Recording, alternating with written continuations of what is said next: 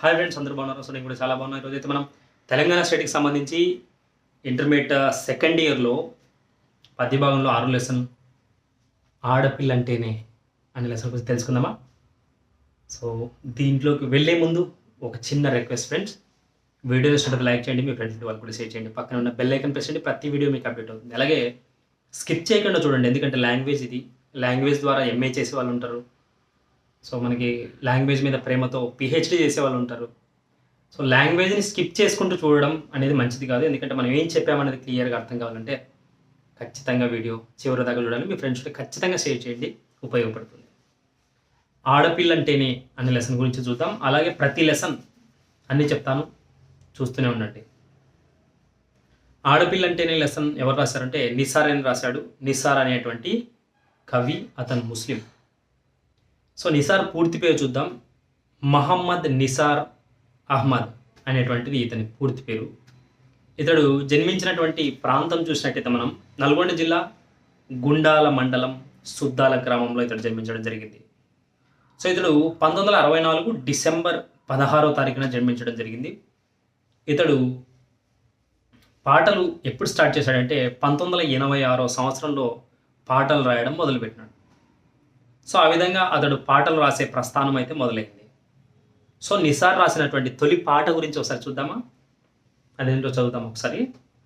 చుట్టుపక్కల ఎక్కడ చూసినా పొట్టలలో ఆకలి మంటలు, చుట్టుకుపోయిన పేగులన్నీ తట్టి లేపుతున్నాయి అంటూ ఇతడు ఆకలి కేకలని దయార్థ హృదయంతో ఆర్తనాదంగా రాశాడనమాట. అంటే ఆకలి ఆ విధంగా ఉండింది అంటూ రాసేవాడు అనమాట. సో ఇతను ఎలాంటి రచనలు చేశాడో ఆ రచనలు కొన్ని చూద్దామా. తాపీ మేస్త్రి, కలుగీత కార్మికులు, ఆర్టీసీ కార్మికులు, అడ్డా కూలీలు, ఆటో డ్రైవర్లు. చూడండి ఎంత అద్భుతంగా, అంటే ఎవడైతే కష్టపడుతున్నాడో, ఎవడైతే డిఫికల్ట్గా ఫీల్ అవుతూ దాన్ని పని చేస్తున్నాడో వాళ్ళ గురించి రాశాడు ఇతను. అంటే ఇతను ఎంతో కష్టపడినటువంటి ఫ్యామిలీ నుంచి వచ్చినటువంటి వాడు అని మనం క్లియర్గా తెలుసుకోవచ్చు.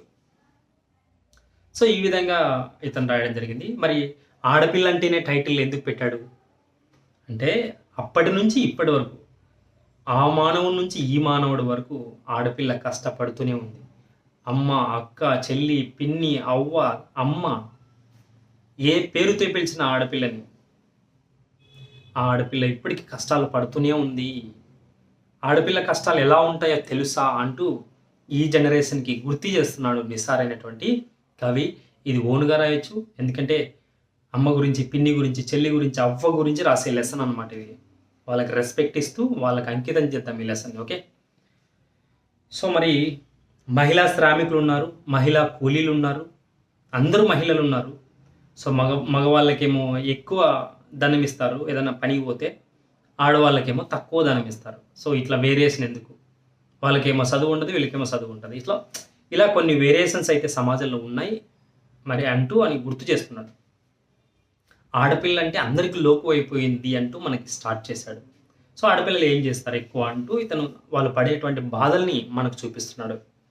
ఆడోళ్ళు లేనిదే లోకమేడుందని నిలదీసి అడుగు తల్లి అని చెప్తున్నాడు. నిలదీసి అడుగు తల్లి అంటూ స్టార్ట్ చేస్తాడనమాట. సో ఆడపిల్ల లేకపోతే లోకమే లేదు. బాలయ్య సినిమాలో కూడా చెప్పాడు, వినాస్త్రీయ జననం నాస్త్రీ, వినాస్త్రీయ మరణం నాస్తి, వినాస్త్రీయ సృష్టి ఏవ నాస్తి అని చెప్పాడు బాలకృష్ణ, లెజెండ్ సినిమా. సో ఇది నిజమండి, ఖచ్చితంగా 100%. స్త్రీ లేకపోతే సృష్టి లేదు. అలాగని మగాళ్ళు లేకుండా పోవాలని మాత్రం లేదు, ఇద్దరు సమానంగా ఉంటే సరిపోతుందని చెప్తున్నా. ఓకే. ఆడపిల్ల పుడితేనేమో మూతులు ముడుచుకుంటారు, అంటే ఆడపిల్ల పుట్టింది అనే ఫీలింగ్. అదే మగపిల్లవాడు పుట్టాడు అనుకో, లెజెండా, సింహం పుట్టిందిరా అంటారు. సో అలాంటి చిన్న చూపు ఎందుకు అంటున్నాడు ఈయన. ఇప్పుడు నేను చెప్పే ప్రతిది పాయింట్ మీరు ఎగ్జామ్లో రాస్తే మంచి మార్క్స్ వస్తాయి. ఆడపిల్లలనేమో అంట్లు దోమని చెప్తున్నారు, అబ్బాయినేమో బడికి పంపిస్తున్నారు. ఇది ఎంతవరకు కరెక్ట్ అని చెప్పేసి ఆయన బాధపడుతున్నాడు. అలాగే ఆడ మగ తేడాలు ఎందుకయ్యా, వాళ్ళు ఎలాగో వీళ్ళలాగే ఇష్టపడండి, వీళ్ళని అలాగే చూడండి అని చెప్పేసి ఆయన చెప్తున్నాడు. ఒకరికొకరు తోడుగా అందరూ కలిసి బతుకుదామని చెప్పేసి ఆయన చెప్తున్నాడు. ఇంకా ఆడపిల్ల పెళ్ళైతే ఎలా ఉంటుంది అనేది కూడా ఆయన చెప్పాడు అనమాట. కొత్తగా పెళ్ళైతే అత్తారింటికి పోతుంది ఆమె. అత్తారింటికి పోవడానికి కట్న కానుకలు ఇవ్వాలి ఆమెకి. కట్న కానుకలు ఇచ్చినా కూడా సుఖపడుతుంది అంటే, అటు వెనక సుఖం ఉందో లేదో కూడా తెలీదు.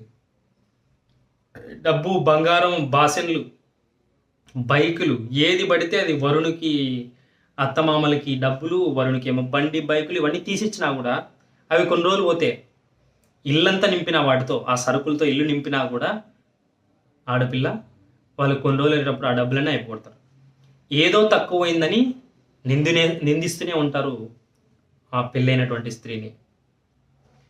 నీ ముఖం పాడుగాను నువ్వేమి తెచ్చినావంటారమ్మా, నీ ముఖం పాడుగాను నువ్వేమి తెచ్చినావంటారమ్మా అంటూ కవి చెప్పాడు. అంటే ఎంత కట్నం తీసుకుపోయినా మొగుని కోపం వచ్చినప్పుడు, అత్తమామ కోపం వచ్చినప్పుడు, నువ్వేం తెచ్చినావు, ఏడ్చుకుంటున్నావు అని తిడతారు.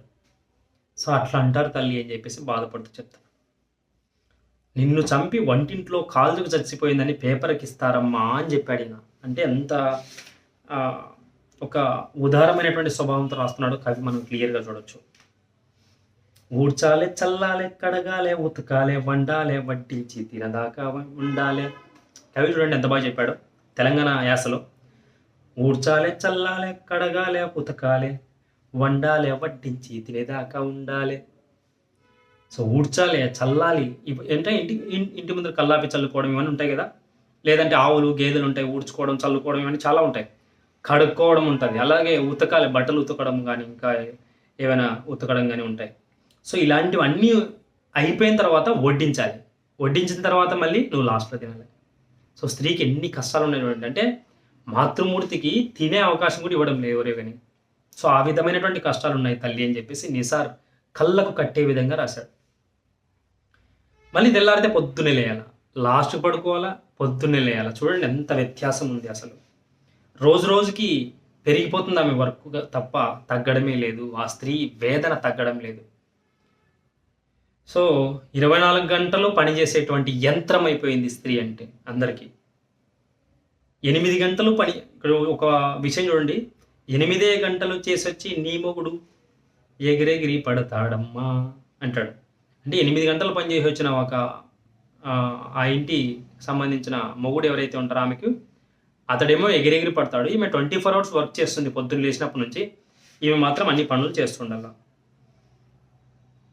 ఇల్లంతా సరిచేసి, పిల్లలను సవరించి, అత్తమామలను చూసి, మొగనను మెప్పించి. ఇల్లంతా బాగా చేయాలా, పిల్లల్ని బడికి పంపించాలా, అత్తమామల్ని ఏదైనా అడిగితే ఇయ్యాలా, మొగుల్ని బాగా చూసుకోవాలా.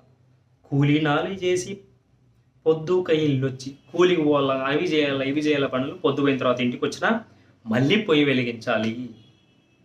ఆమె వచ్చేంత వరకు దిక్కు లేదు ఇంట్లో అని చెప్పేసి చెప్తున్నాడు ఈయన. కూలి డబ్బుల దగ్గర మగవాళ్ళకేమో ఎక్కువ, ఆడవాళ్ళకేమో తక్కువ అని చెప్పేసి ఈయన బాధపడిపోతున్నాడు. లాస్ట్కి ఇంక పెళ్ళయింది, వాళ్ళకి పిల్లలు పుట్టినారు. మళ్ళీ ఆ ముసలైనప్పుడు ఎలా ఉంటుంది స్త్రీకి సంబంధించినటువంటి వేదన. పేగు తెంచుకొని పిల్లల్ని కన్నావు, పెంచినావు, పెళ్ళిళ్ళు చేసి మురిసినావు, చావు బతుకులల్లా సంసారం ఈదినావు, చేత నయిందాక బరువెంత మూసినావు, ముసలిదాను అంటూ నిన్ను కసురించుకుంటారమ్మా. అంటే ముసలిదాని అయిపోయిన తర్వాత ఒక స్త్రీ ముసలిదైతే ఆమెది నీకేం చేతగా జరుగుతామా, నీకేం పక్కన కూర్చోపా, నువ్వు నీకేం చేత కాదని చెప్పేసి అంటారు అంటున్నాడు కవి. సో ఇంత భ్రష్టు పట్టినటువంటి సమాజంలో బతుకుతున్నాం మనం. అంటే ఒక స్త్రీకి ఇప్పటికి కూడా 10 మంది మాట్లాడుతుంటే ఒక స్త్రీ రాకూడదు, స్త్రీకి సమానత్వం లేదు ఇప్పటికి కూడా. అందుకే ఈ వేదన అంతా కూడా మనకు అర్థం కావాలని నిసార్ అయినటువంటి కవి అద్భుతంగా స్త్రీ కష్టాలను రాసినాడు. ఇదే మన లెసన్. సో స్త్రీ పుట్టినప్పటి నుంచి, స్త్రీ పుడితే ఎలా ఫీల్ అవుతున్నాడు, అమ్మాయి పుడితే ఎలా ఫీల్ అవుతున్నాడు, కొడుకు పుడితే ఎలా ఫీల్ అవుతున్నాడు, అక్కడి నుంచి తీసుకొని ఆమెకు పెళ్ళైతే అత్తమామల్ని ఎలా చూసుకోవాలి, తర్వాత ఆమె ముసలిదై వాళ్ళ పిల్లలకి పెళ్ళై ఆమె ముసలిదైతే ఆమె బతుకు ఎలా ఉంటుందంటే అందరూ దూరం పెడతారు, అసహించుకుంటారు. సో లాస్ట్కి అంత దీనావస్థలో ఉంది తల్లి ఈ స్త్రీ జన్మ అంటూ నిసార్ కవి అద్భుతంగా స్త్రీ గురించి రాశాడు. సో మాటలు లేవు, చెప్పుకోవాలంటే 10 రోజులు పడుతుంది లెసన్. సో ఇది నిసార్ రాసినటువంటి ఆడపిల్లంటేనే అనే lesson. Thank you so much for watching. 3 6600 చూస్తూనే ఉండండి. అలాగే మీ ఫ్రెండ్స్ ఖచ్చితంగా షేర్ చేయండి. Thank you so much for watching.